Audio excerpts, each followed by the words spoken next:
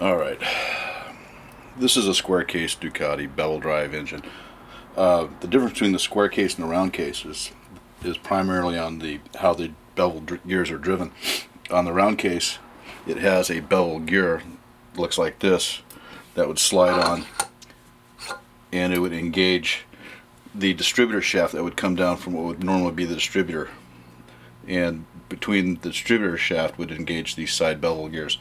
With the square case, what they did was they went to a straight cut gear on the crankshaft, and what that enabled them to do was to isolate the two individual lower bevel gears, because on the round case all these gears interact together, and if you change one's shimming, it changes the shimming on all the rest of them also. It's a real headache to put together. That's the wash machine, by the way. And so anyways, they turned what used to be the distributor case into a oil filter case, and on this particular engine we just replumbed it to where it's a full filtered oil now instead of partially filtered. But that's the primary difference between the round case and the square case, is how they drive the bevel gears. A straight gear versus a beveled gear. The objective is to get these two bevel gears engaged like a differential.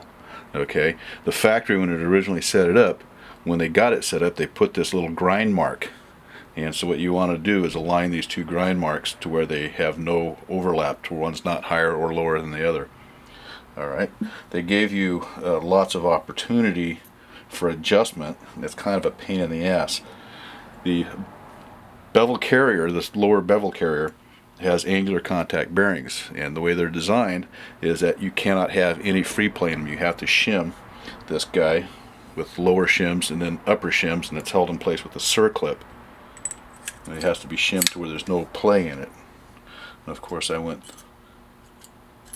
and already pre-done all this, and we're just redoing it now. Alright, got the C-clip in place, and what you want to make sure is that it's securely seated.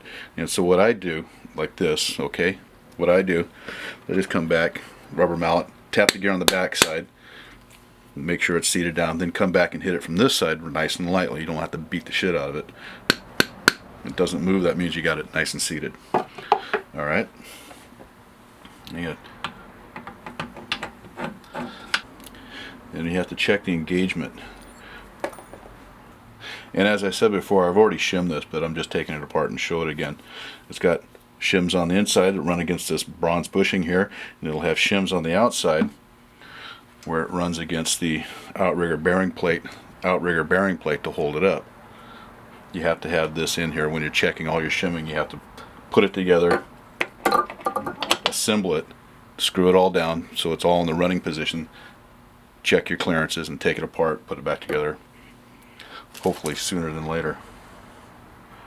Alright, so what you want to do is you got your timing marks here, and a timing mark here is it's painted. You can slide that in there. Yeah, it's almost done. There we go. And that's the correct position, but this isn't right because it's too tight. That's because I haven't put my gasket or my shims in here. These shims here, these little brass shims, come in 0.1, 0.2, and I think 0.5 millimeter. So you have to find, this is for fine tuning your engagement depths. And the same with these other shims. They come in 0.1, 0.2, and 0.5 millimeter. And after you get this all together, as I said, it's been pre-done. I'll use some gasket sealer on the underside of this bronze one because that's just the way it worked out for the correct fit. And here's your spur gear. Drives these outer spur gears, which obviously are keyed to the interior bevel gears.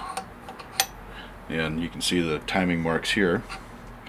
Looks like I'm going to have to turn the crankshaft a little bit to get that one lined up. That one lined up. We can turn this one around. Can you see that on the video? Mm-hmm. Okay.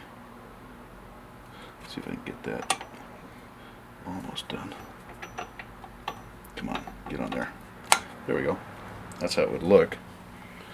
Then you come back, Normally on these bearings I assemble them with the rubber seals in place to keep them nice and clean. There's less chance of getting foreign crap in it.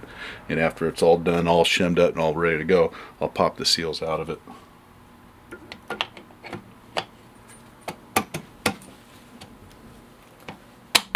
There we go. And that is a pretty simple demonstration of how that works. You can see the spur drive also runs the oil pump below. Voila. You see the bevels turning on top? Come on, turn. Got it stuck in a spot and it doesn't want to pull up. Ugh, there we go. Off the bottom of the turn. Voila.